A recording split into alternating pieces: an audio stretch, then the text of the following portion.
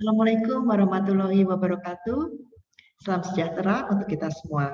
Semoga kita selalu berada dalam lindungan Tuhan Yang Maha Esa dan dijauhkan dari segala mara bahaya dan juga wabah penyakit. Yang saya hormati Ibu Julina Andayani selaku Ketua LSKPI, Ibu Eva Yolanda selaku Master Penguji. Saya mengucapkan banyak terima kasih atas kesempatan yang diberikan kepada saya untuk mengikuti pelatihan calon penguji awak kabin dan juga kesempatan untuk menyampaikan paparan dengan materi pembelajaran yang sudah ditentukan sebelumnya. Kita tentunya sering mendengar pepatah, tak kenal maka tak sayang. Maka perkenalkanlah saya untuk memperkenalkan diri saya secara singkat pada kesempatan hari ini. Nama saya Dian Octaviana Sari, saya mempunyai pengalaman sebagai awak kabin di beberapa perusahaan penerbangan di Indonesia maupun di luar negeri. Karir penerbangan saya di Indonesia dimulai saat saya bergabung dengan Borat Airlines, kemudian Bayu Indonesia Air, Citylink Garuda Indonesia, kemudian Sriwijaya Air. Dari tahun 1996 sampai dengan Januari 2006. Kemudian saya melanjutkan karir penerbangan saya dengan bergabung di Etihad Airways, maskapai penerbangan yang berbasis di Abu Dhabi, Uni Emirat Arab.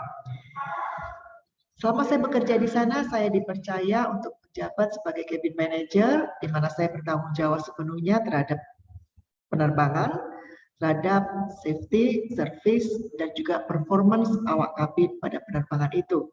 Dan saya bertanggung jawab secara penuh dan langsung kepada pilot in command atau captain. Dan selama berada di sana, bekerja di Abu Dhabi, saya mendapatkan beberapa training yang tentunya akan berguna sebagai fondasi saya apabila saya nanti menjadi salah satu tim penguji.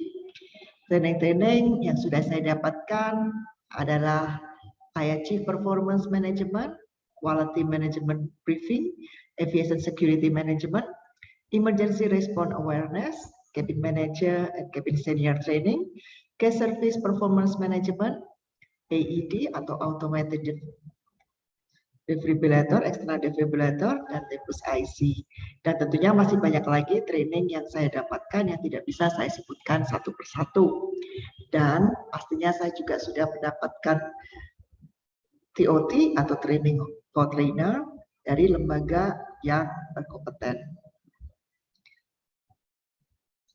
Saat ini saya menjadi staf pengajar di Sri Kandi Avia Sejati Training Center atau SAS Training Center Solo dan mengampu materi bahasa Inggris untuk awak kabin, announcement, dan service excellence.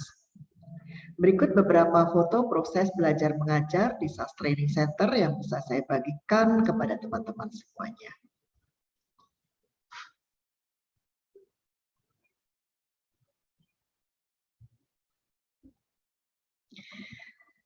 Selama mengajar tentunya kita mempunyai kendala-kendala yang harus dihadapi saat proses pembelajaran, yaitu kemampuan siswa berbahasa Inggris yang masih kurang.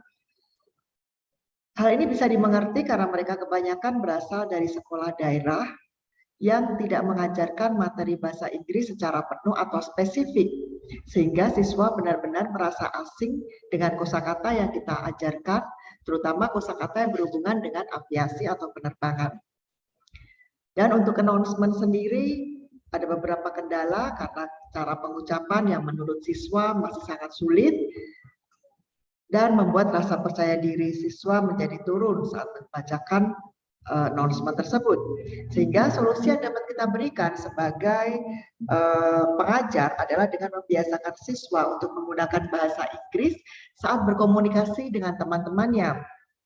Dan setiap hari diharapkan para siswa itu untuk maju satu persatu ke depan kelas untuk bercerita tentang pengalaman mereka, tentang hobi mereka, atau tentang cita-cita mereka, dan keluarga juga tentang keluarga mereka, sehingga memupuk rasa percaya diri untuk berkomunikasi ataupun berbicara di depan publik dengan menggunakan bahasa Inggris. Kendala yang lain tentunya juga dialami oleh lembaga-lembaga pendidikan yang lain, yaitu keterbatasan sarana penunjang training dan tidak tersedianya ruang mock-up. Tetapi tentunya lembaga juga mempunyai solusi, yaitu dengan bergabung dengan lembaga yang lain yang sudah mempunyai fasilitas yang lebih lengkap. Saya rasa sudah cukup perkenalan dari saya, dan sekarang ini kita akan langsung masuk ke materi kita berikutnya. Dan hari ini kita akan membahas tentang standar kompetensi lulusan atau SKL, rubrik penilaian, gagasan terkait dengan SKL dan rubrik penilaian terhadap studi. Kita bicara yang pertama dulu, yaitu standar kompetensi lulusan. Standar kompetensi lulusan adalah kriteria kualifikasi kemampuan lulusan yang mencakup sikap, pengetahuan, dan juga keterampilan. Apakah yang dimaksud dengan sikap itu?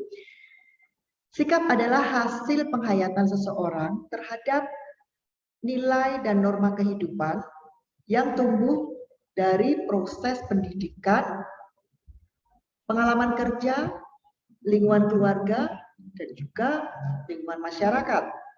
Sementara pengetahuan adalah penguasaan teori oleh seseorang pada suatu bidang keilmuan dan keahlian tertentu atau pemahaman terhadap konsep, fakta, informasi, metodologi, dan terhadap bidang pekerjaan.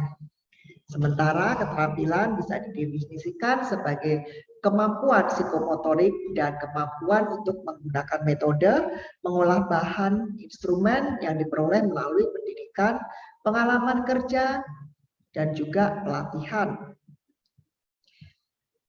Standar kualifikasi lulusan berbasis KKNI atau Kerangka Kompetensi Nasional Indonesia berfungsi sebagai pedoman dalam menentukan kompetensi lulusan peserta didik, sebagai acuan dalam menyusun, merevisi, atau memutakhirkan kurikulum, mengakomodasi perubahan kebutuhan kompetensi kerja dari pengguna lulusan di dunia kerja dan industri, sebagai pedoman dalam mewujudkan keselarasan mutu dan penjenjangan kualifikasi lulusan.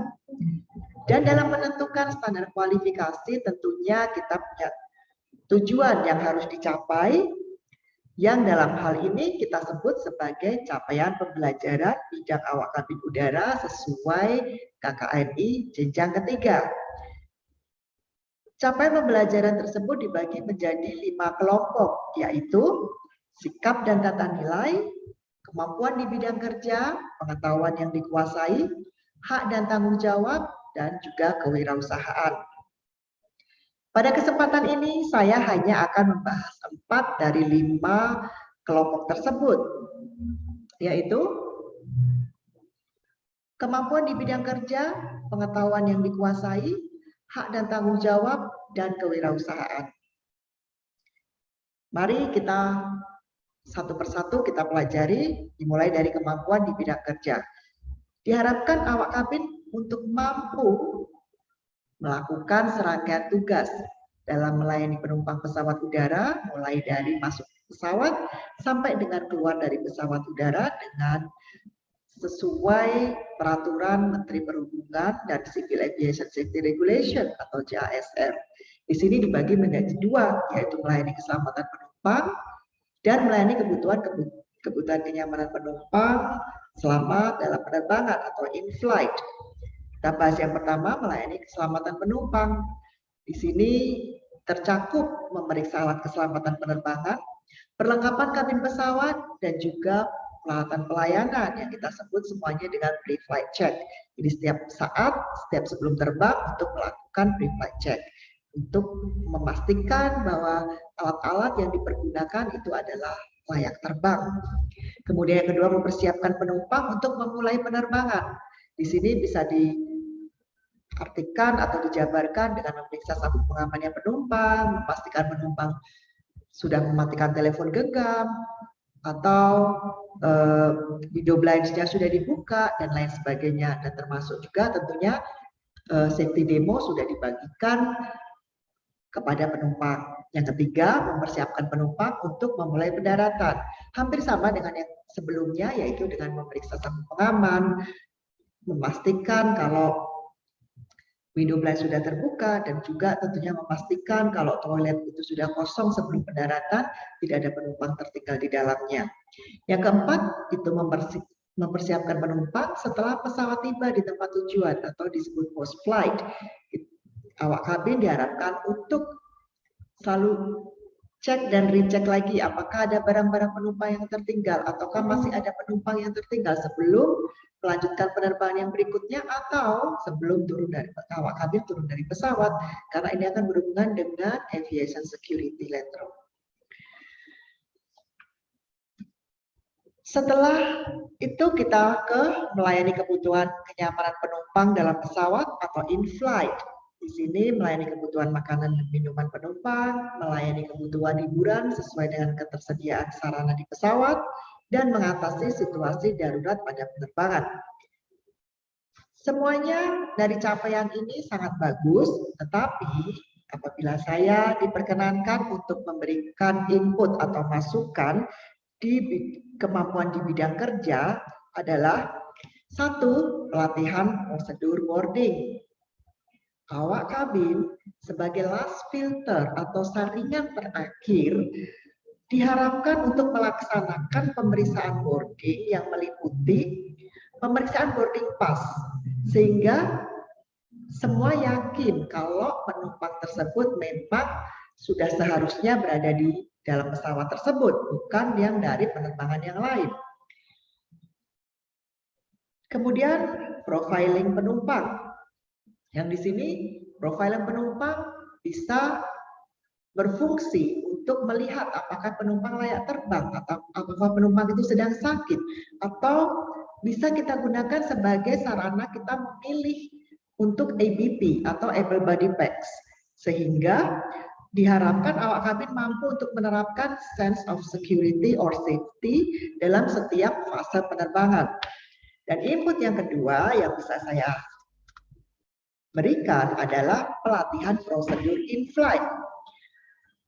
Awak kabin untuk dilatih untuk melaksanakan pemeriksaan kabin secara berkala untuk melihat apakah ada hal-hal yang mencurigakan, apakah penumpang semuanya sehat, kemudian cek toilet atau lavatory, apakah ada barang-barang penumpang berbahaya tertinggal di dalam pesawat, apakah penumpang sengaja meninggalkan itu, atau apakah ada tanda-tanda untuk kebakaran dan sebagainya. Jadi diharapkan setiap fase penerbangan awak kabin terbiasa menerapkan sense of safety and security.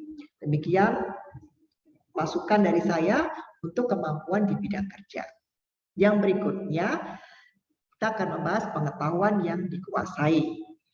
Diharapkan awak kabin menguasai pengetahuan operasional yang lengkap, prinsip-prinsip serta konsep umum yang terkait dengan serangkaian tugas dalam melayani penumpang pesawat udara dari penumpang masuk sampai keluar dari pesawat sesuai dengan Peraturan Menteri Perhubungan dan Civil Aviation Safety Regulation atau CASR. Pengetahuan apa sih yang harus diketahui oleh para awak kabin? Banyak sekali, yaitu pelayanan penerbangan, first aid, dangerous good, aviation security, flight safety, passengers handling, CRM, aircraft knowledge, grooming, table manner, announcement, English aviation, cabin practice, emergency equipment, aviation knowledge, dan pengetahuan materi penunjang. Apa sih pengetahuan materi penunjang itu? Di antaranya customer service, food and beverage, documentation, atau juga tourism. Dari poin pengetahuan yang dikuasai, menurut saya semuanya sudah bagus dan sudah memenuhi standar sesuai dengan Peraturan Menteri Perhubungan dan Civil Aviation Security, Regulation atau CASR. Kemudian kita akan membahas yang berikutnya, yaitu hak dan tanggung jawab. Diharapkan di sini dalam hak dan tanggung jawab untuk awak kabin mampu bekerja sama dan berkomunikasi dalam bahasa Indonesia dan bahasa Inggris secara lisan maupun tulisan sesuai norma dan aturan yang berlaku. Bertanggung jawab pada penumpang yang di sini termasuk di dalamnya menjaga keselamatan, keamanan, dan kenyamanan penumpang memberikan pelayanan prima sesuai dengan standar perusahaan. Setelah membaca dari hak dan tanggung jawab, sekali lagi, apa boleh diperkenankan, saya akan memberikan sedikit masukan karena menurut hemat saya, dalam poin ini dapat ditambahkan awak kabin pada saat mulai dari pendidikan untuk dididik agar dapat memperhatikan dan menunjukkan kepedulian dan tanggung jawab terhadap rekan kerja dan tim. Karena yang saya lihat dari sebelumnya hanya menunjukkan ke penumpang, tetapi tidak disebutkan terhadap sesama anggota tim tersebut. Jadi untuk dia dididik dan dibiasakan mempunyai sense of care terhadap sesama awak kabin dan juga sesama tim yang di dalamnya termasuk pilot dan co-pilot juga engineer. Kemudian yang berikutnya adalah kewirausahaan, capaian pembelajaran yang berikutnya itu adalah kewirausahaan. Di sini diharapkan awak kabin menguasai pengetahuan operasional dasar dan pengetahuan faktual, keterampilan dalam tata cara jamuan makan dan tata cara servis makan secara internasional atau kita sebut table manner, dan tata cara kemampuan berkomunikasi di hadapan publik yang bisa kita sebut sebagai public speaking. Kemudian tata cara mengenai tata rias, tata busana, dan etiket atau grooming, voice and grace. Sehingga dengan menguasai semua yang kita sebutkan tadi, awak kabin diharapkan bisa untuk siap apabila harus membuka lapangan pekerjaan yang baru. Seperti sekarang ini misalnya, di masa pandemi banyak sekali yang tidak terbang. Jadinya bisa digunakan keterampilan tersebut untuk melihat peluang dan mempunyai ide inovatif untuk mengembangkan diri di luar bidang penerbangan. Sehingga skill yang dimiliki dapat dipergunakan semaksimal mungkin dan dapat menciptakan lapangan pekerjaan tersendiri. Dan saya melihat semua poin sudah tercakup di materi ini di poin kewirausahaan, capaian pembelajaran kewirausahaan. Tidak perlu ada tambahan yang saya sampaikan. Saya dapat mengambil kesimpulan dari sini bahwa pengajar dalam mengajar dan menguji peserta didik diharapkan selalu menggunakan SKL sebagai acuan kualifikasi sesuai dengan peraturan Kemendikbud, sehingga semua lembaga pendidikan mempunyai standar yang setara dalam menyiapkan calon awak kabin. Demikian yang bisa saya sampaikan mengenai SKL. Kemudian kita masuk ke materi berikutnya, yaitu rubrik penilaian. Rubrik penilaian adalah suatu bentuk rubrik yang menjabarkan masing-masing unsur ujian secara jelas, lengkap, rinci, dan tentunya mudah dipahami. Rubrik penilaian diharapkan menjadikan panduan bagi fasilitator pembelajaran untuk melakukan penilaian yang konsisten dan dapat dipertanggungjawabkan untuk kinerjanya. Karena di dalamnya terdapat deskripsi tugas dan informasi bobot penilaian. Dalam menentukan rubrik penilaian, kita menggunakan pedoman, yaitu penyaringan, prinsip dasar, kaidah, dan komponen penilaian. Apa sih penyaringannya? Mari kita bahas satu persatu. Penyaringannya adalah mana yang dilakukan sudah sesuai, tepat, dan benar.